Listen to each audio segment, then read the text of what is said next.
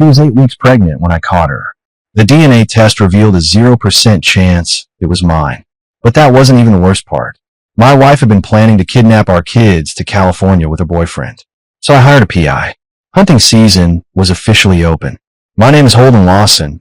I'm 41 years old, and I manage procurement for a chain of hotels across 3 states. It's not glamorous work, but it pays well enough to keep my family comfortable. Or at least, that's what I thought I was doing, keeping my family together. The night everything unraveled started like any other. I was sitting at the kitchen table, laptop open, comparing vendor contracts for our Phoenix properties. Mason was upstairs playing video games. I could hear the muffled explosions through the ceiling. Haley was at her friend's house for a sleepover. And Brooke? Well, that was the million-dollar question. Working late again, she'd texted around 6. No explanation, no estimated time home. Just those 3 words that had become her signature move over the past year. I closed my laptop and walked to the window. Her car wasn't in the driveway. Hadn't been for 3 nights running. The marketing firm where she worked closed at 5:30. I knew because I'd driven past it last Tuesday at 7, and the parking lot was empty except for the security guard's truck. Duke had warned me months ago.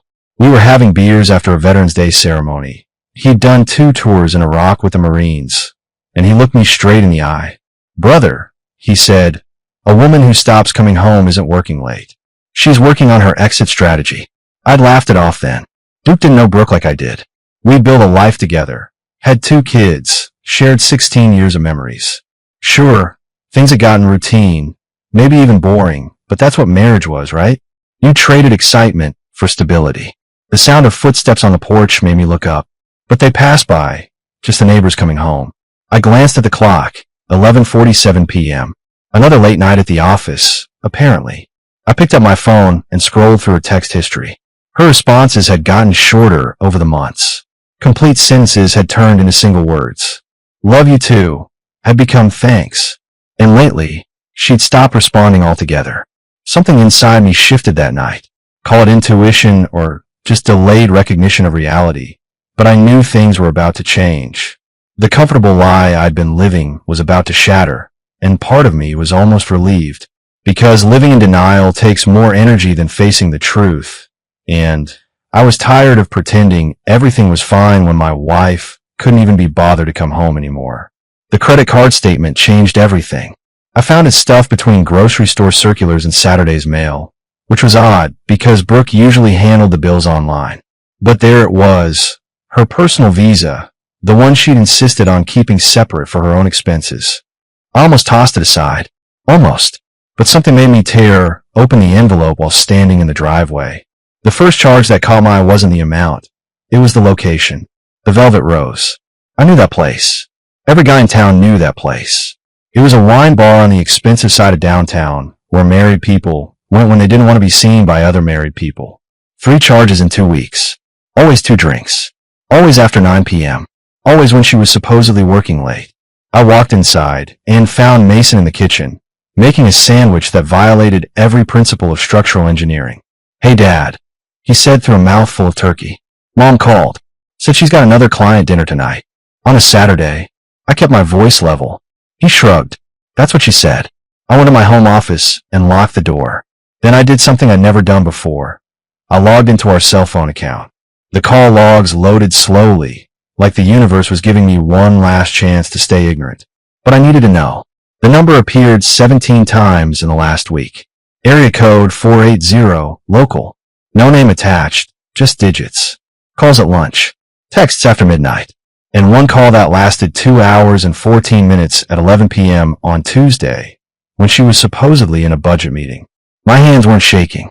That surprised me. I felt oddly calm, like a man who'd just discovered the strange pain in his chest had a name and a treatment plan. The uncertainty was killing me more than any truth could. Duke picked up on the second ring. "Holden, everything all right? I need a favor," I said. "That investigator you mentioned after your divorce, is he still around?" There was a pause. "Yeah, he is. You sure about this?" "No," I admitted, "but I'm tired of not being sure about anything." He gave me the number. Added, "Whatever you find out, remember, it's not about what she did. It's about what you do next."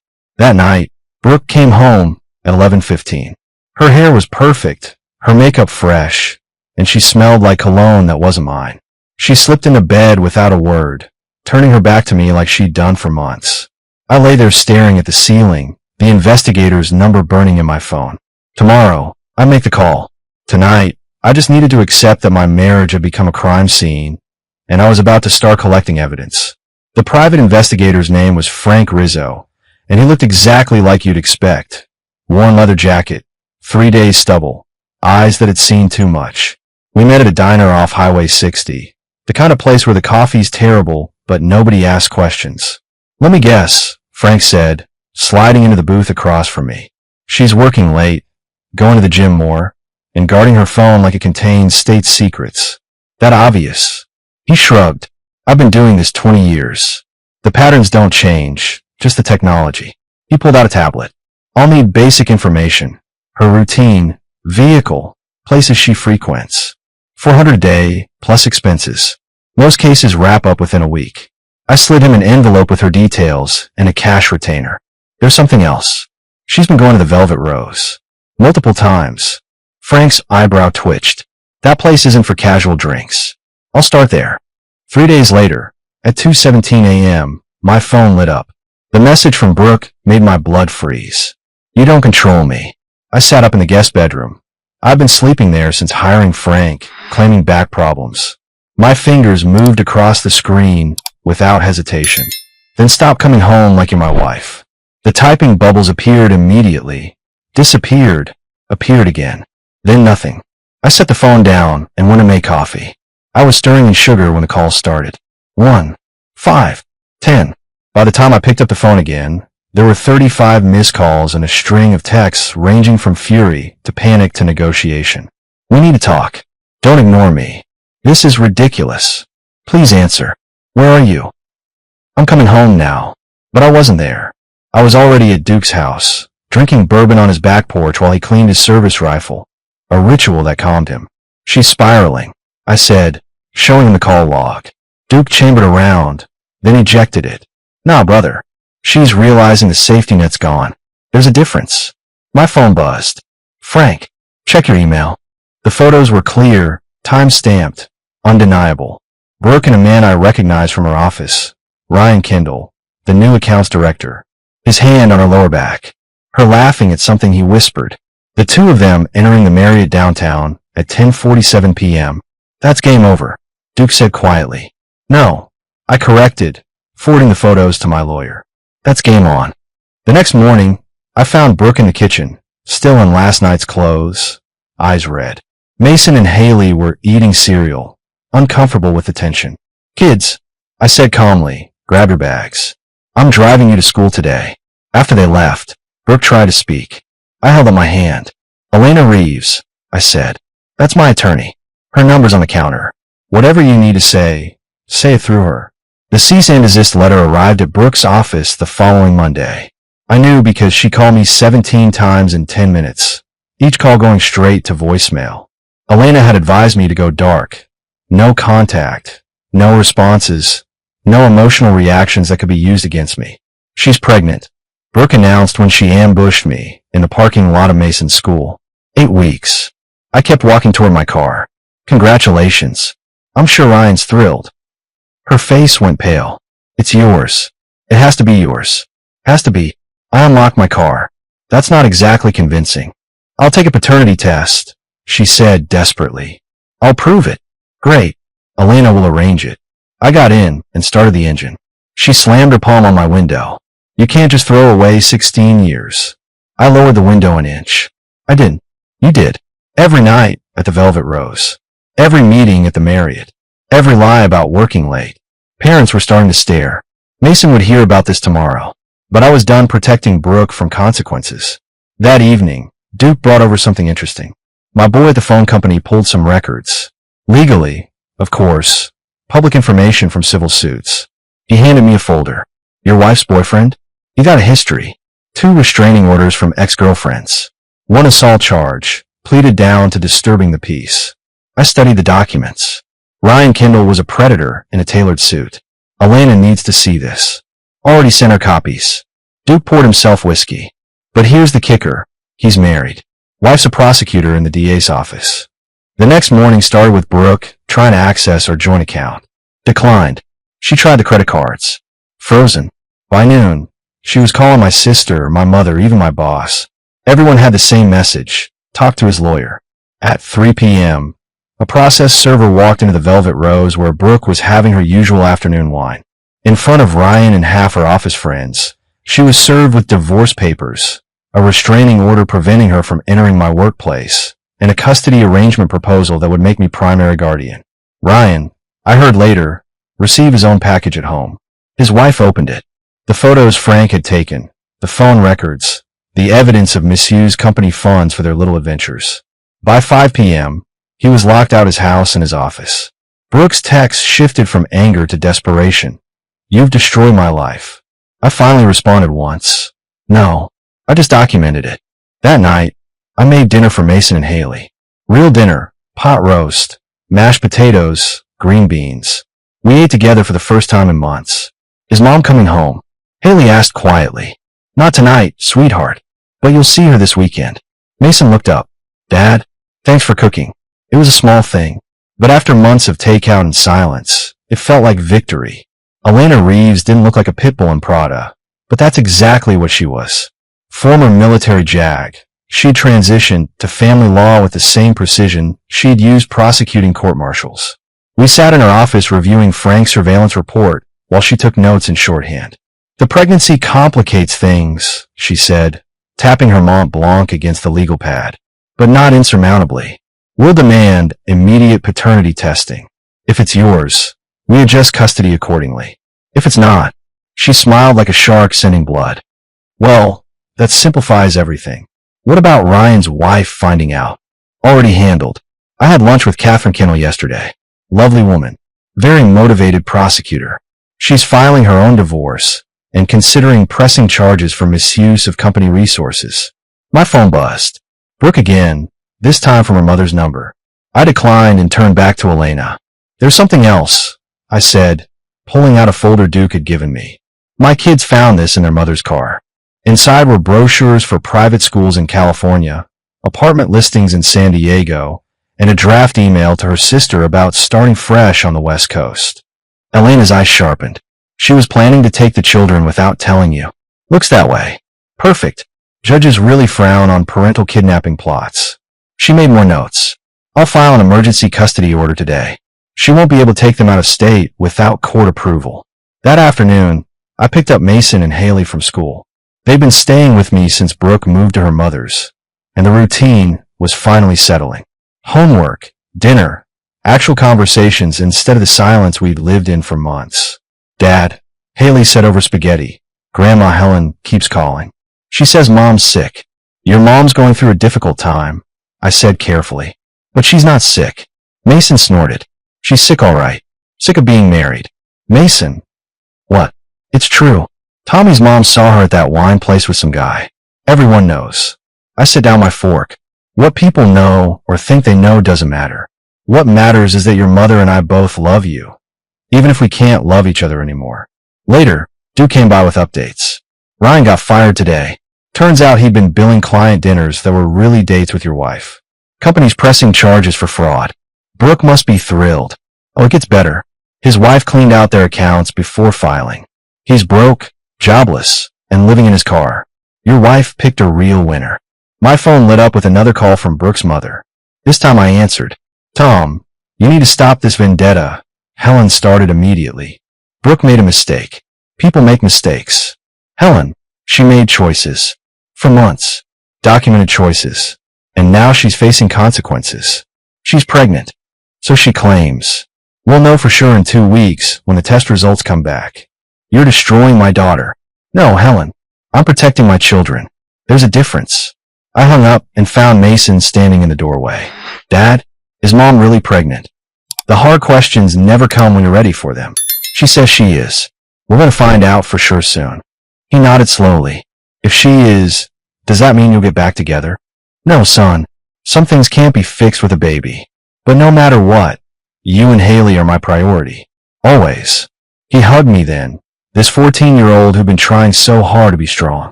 And for the first time in months, I felt like maybe we'd all survive this. The paternity test appointment was scheduled for Thursday at 2 p.m.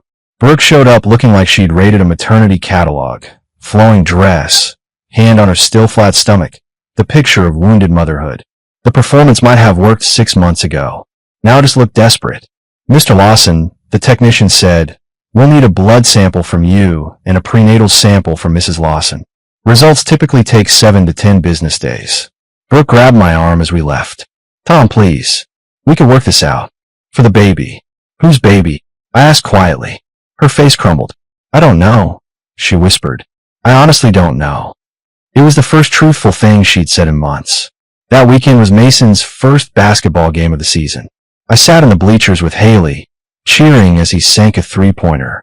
Normal dad stuff. Normal life. Then I spotted Brooke across the gym, Ryan beside her. The audacity of it made my blood boil. Duke appeared at my elbow. "Easy, brother. Your kids are watching." He was right. I focused on the game, on Mason's smile when he scored again, on Haley explaining the team statistics she'd been tracking. My family. My priority. After the game, Mason jogged over, sweaty and grinning. He saw his mother approaching, and his smile dimmed. "Can we go, Dad?" "Mason, honey," Brooke called out. "Great game." He looked at her, then at Ryan, then back at me. "Thanks," he said flatly, then louder. "Dad, I'm hungry. Can we hit that burger place?" We left without looking back. In the car, Haley reached over and squeezed my hand. "You okay, Dad?" "Yes, sweetheart. I'm good." And I was. Because my kids had chosen their side without being asked, without being manipulated. They'd seen the truth and made their own decisions. Tuesday brought news from multiple fronts. Elena called first. Catherine Kendall filed criminal charges against Ryan. Embezzlement and fraud.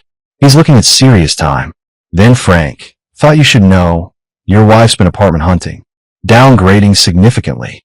Seems her boyfriend's legal troubles have affected her housing budget." Finally, Duke. "My cousin works at the courthouse.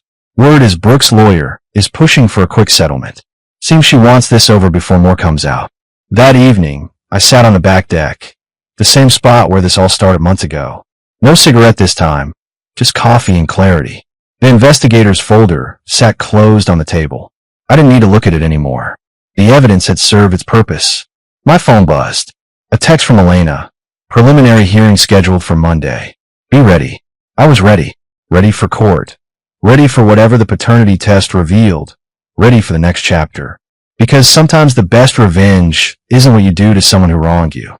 It's what you become without them. Inside, I heard Mason helping Haley with homework. Normal sounds. Normal life. The life we'd build from here would be different, maybe harder in some ways. But we'll be honest. It would be ours.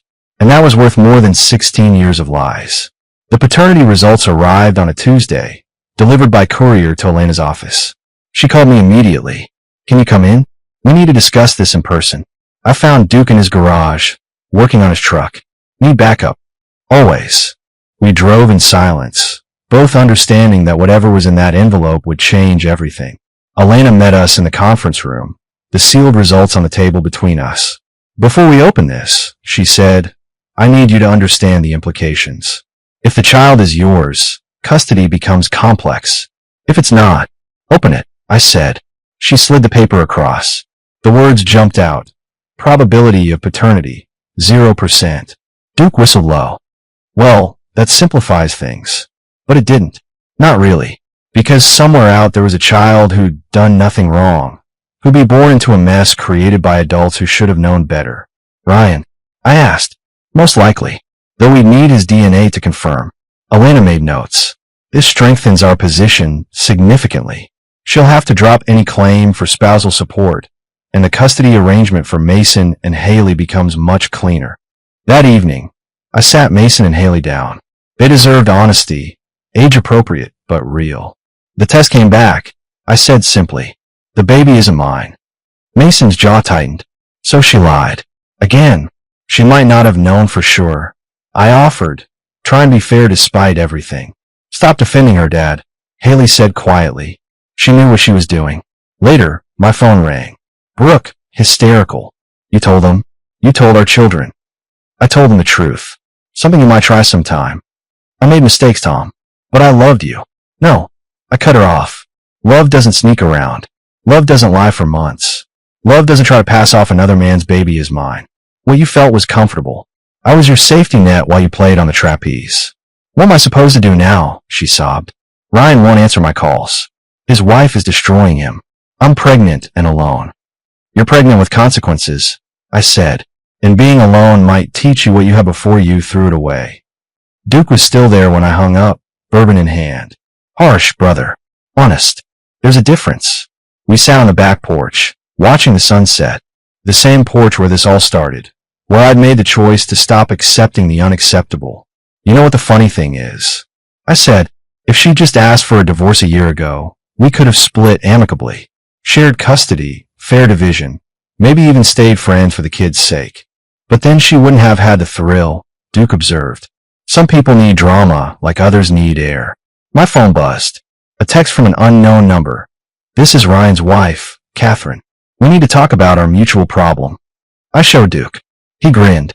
Now that's about to get interesting. Everything okay, Dad? Mason appeared in the doorway, basketball under his arm. Yes, son.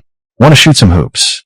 We played until dark, just a father and son, finding normal in the chaos. And for those moments, with Mason's laughter echoing off the garage door, everything really was okay. Catherine Kendall looked nothing like I'd expected. Where Brooke was all artificial charm and calculated moves, Catherine was sharp edges and brutal honesty.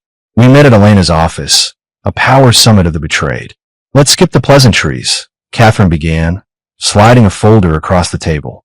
Ryan's been having affairs for years. Your wife is just the latest, but she's the one who got careless. Elena reviewed the documents. This is comprehensive. I'm a prosecutor. I build cases. Catherine turned to me. He's drained our accounts to fund his lifestyle. Expensive dinners, weekend getaways, gifts. All while I was working 60-hour weeks thinking we were building a future. Sounds familiar, I said. Here's what I propose, Catherine continued. Joint strategy. We share information, coordinate legal moves. Ryan's trying to claim poverty to avoid both alimony and child support for your wife. But I've found hidden accounts. Offshore. Nothing that exotic. Just accounts under his mother's name. About 40,000. Duke leaned forward. Can you prove he has access? Catherine smiled coldly. I have video of him using the ATM card. Time stamped. Location verified. We spent 2 hours building strategy. Catherine had resources I didn't. Connections in law enforcement, forensic accountants, even a contact at Ryan's bank. What she didn't have was the surveillance Frank had gathered. The photos that showed not just the affair, but Ryan's pattern of behavior. There's something else, I said, pulling out my phone. Brooke kept a journal on her laptop. She thought she deleted it, but I glanced at Elena. Let's just say it was recovered. She details everything. The affair, the pregnancy scare 2 months ago that turned out false. Even her plan to divorce me after securing a promotion at work. 2 months ago. Catherine calculated quickly. That's when Ryan told me he wanted to try for a baby. The room went silent as that sank in. The layers of deception were staggering. That weekend, I took the kids to the cabin upstate. We needed distance from the drama, space to breathe. The place had been in my family for generations, rustic but comfortable. No Wi-Fi, no cable, just woods and water and quiet. This is nice, Haley said, helping me start a fire. Mom always complained about the bugs. Your mom's more of a hotel person, I said diplomatically. Was that why you two stopped coming here together? Mason asked, bringing in firewood. Kids notice everything. Partly. People change, grow in different directions sometimes. Or, they were always going in that direction and just hit it better, Mason said. We made esmores, told ghost stories, did all the things families do when they're trying to remember what family means. And for a weekend, we found it again. Not the family we'd been, but the family we were becoming. Sunday night, driving home, Haley asked, Dad, are we going to be poor now? With a divorce and everything? No, sweetheart. I've been planning for this. We'll have to adjust some things, but we'll be fine. Good, she said, because I really want to go to space camp this summer. Space camp it is, I promised. In the rearview mirror, I caught Mason smiling. He understood what I was really promising. That life would go on, that dreams still mattered, that their mother's choices wouldn't limit their futures. My phone had 17 missed calls when we got home. All from Brooke. I deleted them unheard and helped the kids unpack.